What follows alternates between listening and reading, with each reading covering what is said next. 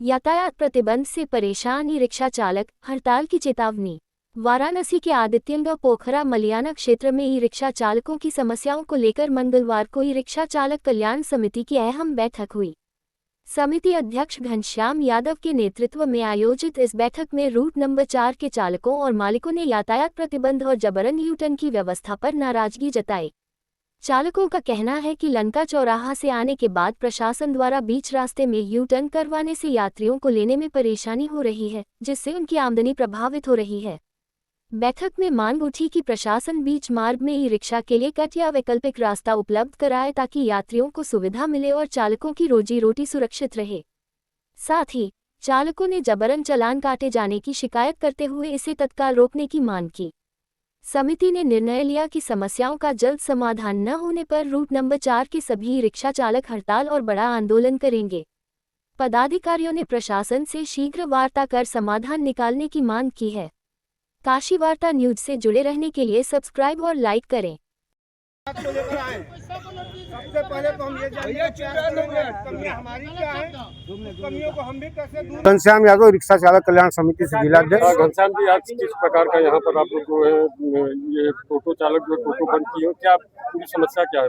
आज लगभग 1.5 साल बाद पुनः वाराणसी कमिश्नरेट पुलिस द्वारा एक तुगलकी फरमान जारी कर ई रिक्शा चालकों के शोषण का एक नया रास्ता बना दिया गया है, जिसके विरोध में हम सभी आज यहाँ पर जुटे हुए हैं और जुटकर अपनी बातों को सुनने और समझने का प्रयास करेंगे। जिसके बाद हम लोग यहाँ से विज्ञप्ति बनाएंगे और उसी विज्ञप्ति के आधार पे हम अपने जो है संबंधित उच्च अधिकारियों से संपर्क करेंगे। क्या क्या समस्याएं आ रही हैं? मूलभूत हमारी समस्या तो सबसे पहले ये है कि देखा जाए तो जो हमारे शहर के अंदर अनैतिक तरीके से हमारी गाड़ियों को सीज किया जा रहा है, पहला चीज।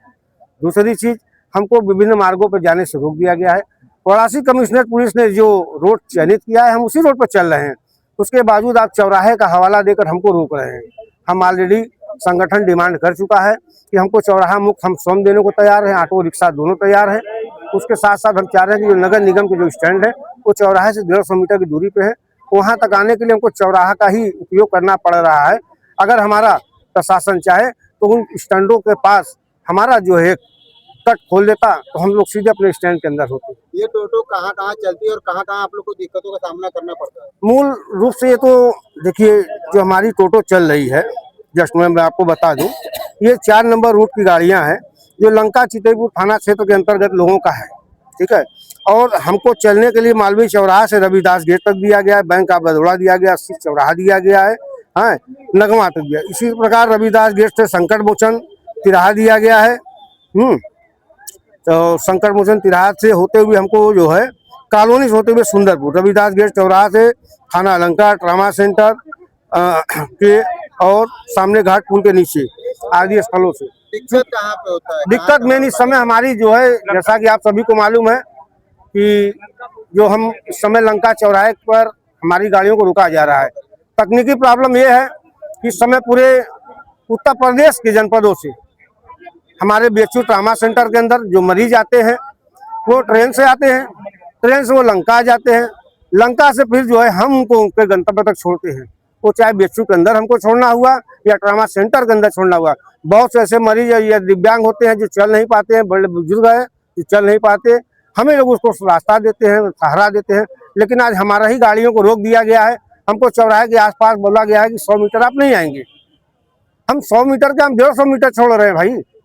घनश्याम जी, पिछले 6 महीने 7 महीने पहले वाराणसी पुलिस कमिश्नरेट ने आप लोग को 4 जोन में बांटा, क्योंकि जाम की समस्या को देखते हुए आपने पूरा प्रशासन का सहयोग किया है। लेकिन अब ऐसा ही अनैतिक आप लोग के साथ हो रहा है, क्या कहेंगे इस संदर्भ? जी, इसके लिए तो हम कहीं ना कहीं ये जो पिछले वर्ष सितंबर में जो है ये व्यवस्था लागू की गई थी, इसमें कहीं ना कहीं हमारे कमिश्नरेट की जो इंजीनियरिंग है वो फेल हो रही है।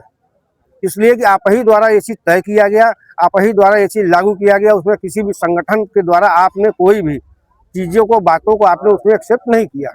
हम लोग लगातार उस समय अपनी बातों को रख रहे थे, लेकिन आपने उसको एक्सेप्ट नहीं किया। आपने कहा जो पुलिस करेगी वही सही है। चलिए, एक बार माना कि हो सकता है कि पुलिस ने जो कहा सही है, क्योंकि कहीं ना कहीं पुलिस समाज में हमारी रक्षक की भूमिका में रहती है, तो हो सकता है कहीं ना कहीं हमारा हित हो, हमारा सोच हो सकता है गलत हो।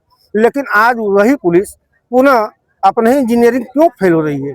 आज वही पुलिस को पुनः क्यों उस रास्ते को बंद करना पड़ रहा है भाई?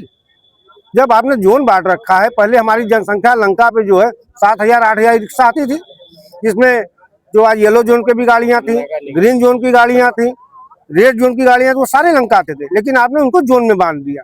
आज केवल ब्लू जोन है, जिसकी जनसंख्या लगभग 2400 के आसपास है। आज आपको उन गाड़ियों से भी परेशानी हो रही है, ऐसा क्यों है?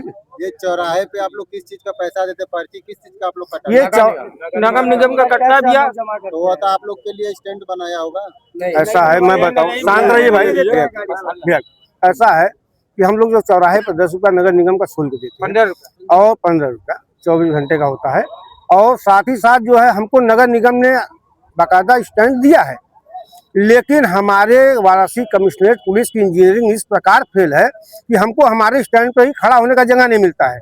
वहाँ पर अगर अभी जाएंगे तो वहाँ पे एम्बुलेंस लगी हुई गाड़ियाँ मिलेंगी, प्राइवेट एम्बुलेंस, उनको खड़ा कराया जाता है हमारे स्टैंडों पर। हमको कहीं स्थान नहीं दिया गया है, हम शुल्क भी देते हैं। हमने इसकी एक बार नहीं 10 बार शिकायत की है, मौके पर कई बार अधिकारी भी आए हैं, गाड़ियों को हटाया गया, बढ़ाया गया, लेकिन हमने कहा ना कि जो हमारा सबसे बड़ा हमारे जो मौलिक अधिकार का हनन कहाँ पे हो रहा है कि हमको आप चौराहे पर यू टर्न दिला रहे हैं। मेरा